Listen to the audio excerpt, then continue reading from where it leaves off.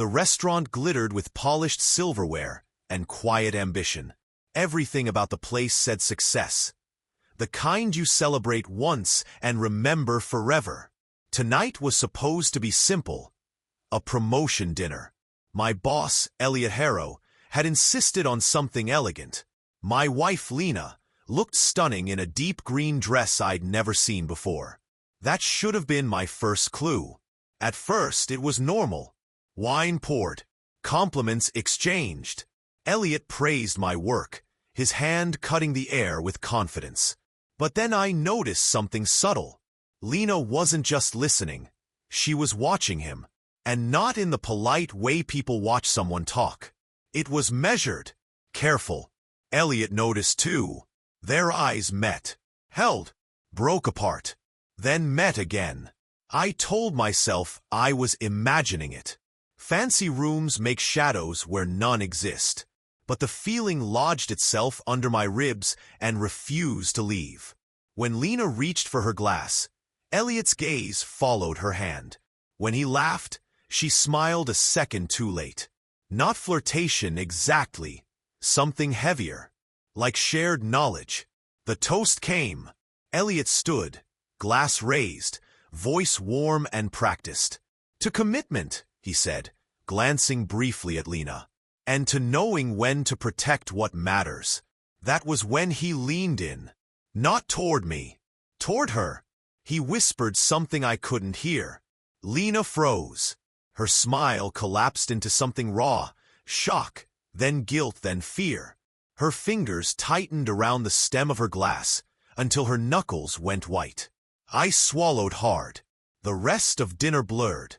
Conversation continued, but my mind was screaming. When we finally stood to leave, Lena barely touched me. In the car, silence pressed in so tight it felt physical. At home, she went straight to the bedroom and changed without saying a word. I followed. Lena sat on the edge of the bed, her back to me. She brushed her hair slowly, mechanically, like she was buying time. The room felt different, charged, fragile. "Did you enjoy dinner?" I asked, hating how calm my voice sounded.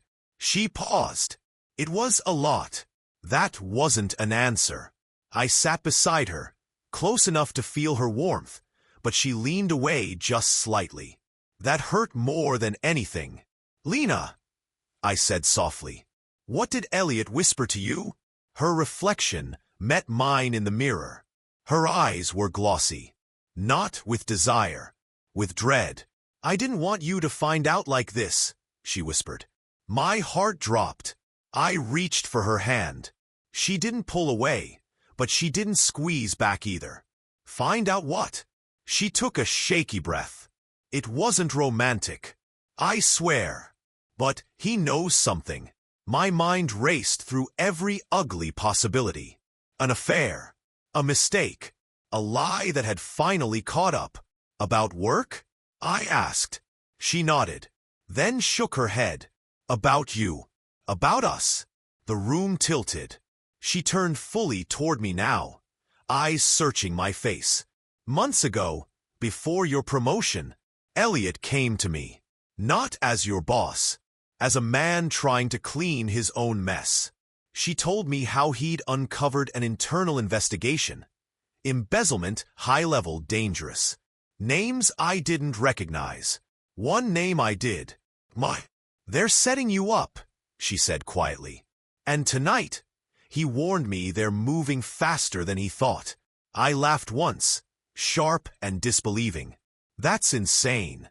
"I thought so too," she said, "until he showed me proof."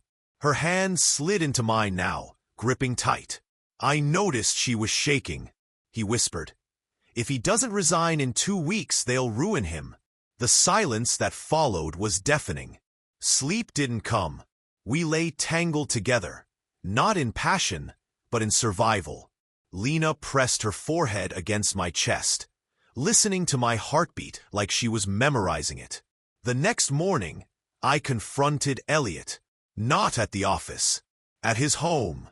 He didn't look surprised to see me. "You shouldn't be here," he said calmly, stepping aside anyway. His house was immaculate, controlled, just like him. "You use my wife," I said, my voice tight. "Why?" He sighed, rubbing his temples. "Because they wouldn't listen to me. And because you're already marked." He explained everything.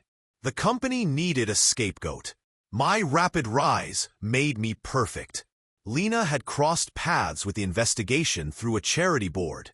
Something she'd never mentioned, thinking it irrelevant. "I warned her because I need you alive professionally," he said bluntly. "And because I owe her." "Owe her what?" "She stopped me from making a much worse mistake. That sat between us, heavy with implication. When I got home, Lena met me at the door, wrapping her arms around my neck. For the first time in days, she kissed me, not carefully, but fiercely, like grounding herself. "I choose you," she whispered against my mouth. "No matter what." We held each other like the world might split open. 2 weeks. That was the timeline. We became actors, smiling at neighbors, laughing at dinners, loving each other harder at night, not out of lust, but defiance. Every touch felt stolen, precious.